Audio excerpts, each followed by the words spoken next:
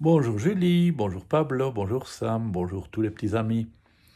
Vous connaissez des enfants qui n'aiment pas les livres?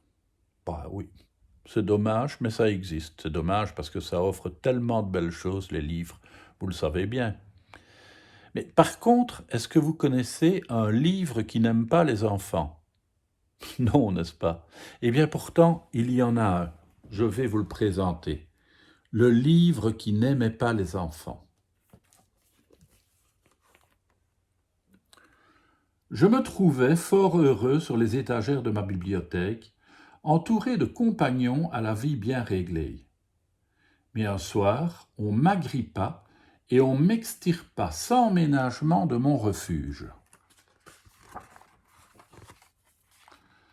Tiens, mon chéri, fit la femme, voici le livre qui a accompagné mon enfance. Emporte-le, garde-le près de toi, ce sera presque comme si j'étais là à chaque instant. Merci, maman, mais tu sais, je n'aime pas tellement lire. Ça tombait bien. Moi, je n'aime pas tellement être lu. Je n'aime pas raconter ma vie. Mes secrets sont réservés à quelques rares élus, bien élevés, appliqués, civilisés.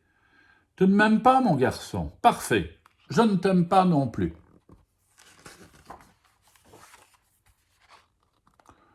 Je n'aime pas les enfants.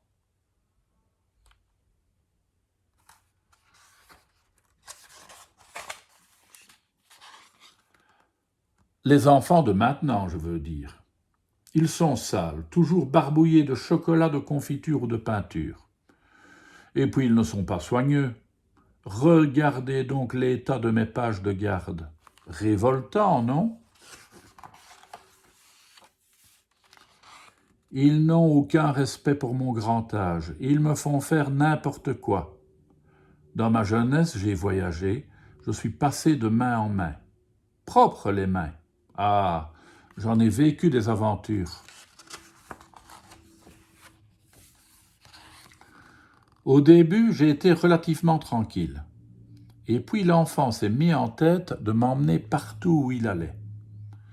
J'admets que parfois c'était assez intéressant. Mais lorsqu'il a pris l'habitude de s'endormir avec moi, j'ai commencé à trouver sa présence envahissante. Et puis un jour, il m'a ouvert. Il m'a feuilleté avec, je dois le reconnaître, une certaine précaution. Mais il m'a refermé avec une espèce de colère qui m'a surpris.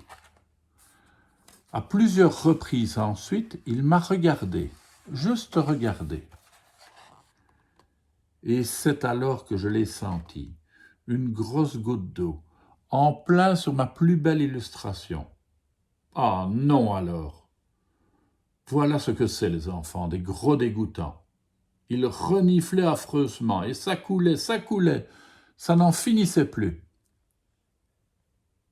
Alors je lui ai dit, « Bon, allez, raconte. » Non, m'a-t-il répondu, raconte, toi. Et pourquoi ferais-je ça? En quel honneur?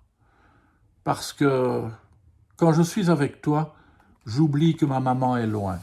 Je voyage. Ah là là, il voyageait. Il m'a eu.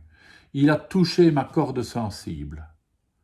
J'ai secoué mes pages, je me suis étiré et j'ai pris mon élan.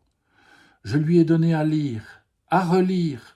Je lui ai permis de sauter des passages, d'annonner. Je lui ai livré mes recoins les plus secrets, mes détails les plus intimes, mes rimes les plus douces, mes mots les plus tendres. Je l'ai emmené dans des contrées lointaines, insoupçonnées. Je l'ai guidé en terre inconnue. Je lui ai appris les volcans et les forêts. Je lui ai présenté des amis. Il ne pleurait plus. Il voyageait. Il était temps que sa maman revienne, je vous le dis. Écorné, mâchouillé, froissé, déchiré, j'étais en piètre état lorsqu'elle est rentrée. Depuis, je n'ai plus quitté la table de chevet de l'enfant. D'autres livres m'ont rejoint, à tel point que j'en suis parfois jaloux. Mais celui qui l'emporte quand il s'éloigne, c'est toujours moi. Et vous savez quoi? Je m'en fiche d'être vieux et laid. Je suis aimé.